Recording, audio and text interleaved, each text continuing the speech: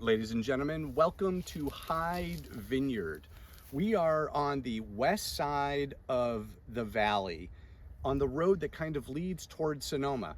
This is Carneros. I am with Chris Hyde of Hyde Vineyard.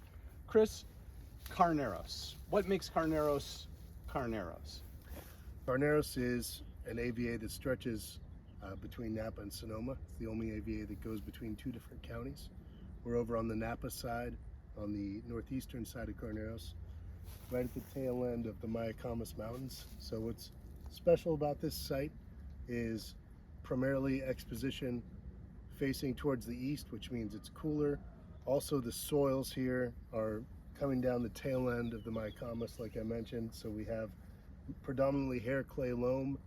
It's a iron-rich volcanic clay, which is made from alluvial sediment from an ancient riverbed that passed through here. So you'll find chunks of obsidian and other volcanic rock laid upon a sedimentary base. So the soils here are only about 16 to 18 inches deep maximum before you hit that impenetrable hard clay pan.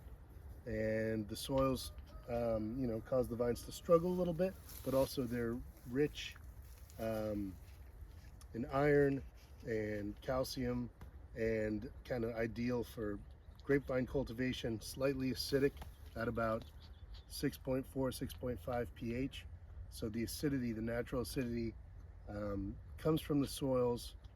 The lower vigors come from the soils, but we end up with acidity, natural acidity, which is maintained by the cool climate here.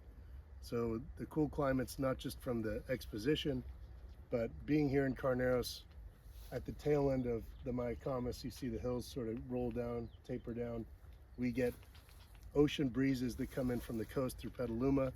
So it gets really gusty in the afternoon, and in the morning we get heavy fog, which flows in from the San Pablo Bay, Which is just just a few right, miles yeah, south. just right over here, the bay. Yeah, you So definitely. morning fog, wind in the afternoon, ideal soils with plenty of acid.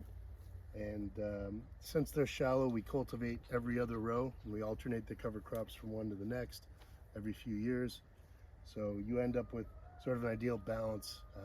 My dad started off planting Chardonnay here back in 1979.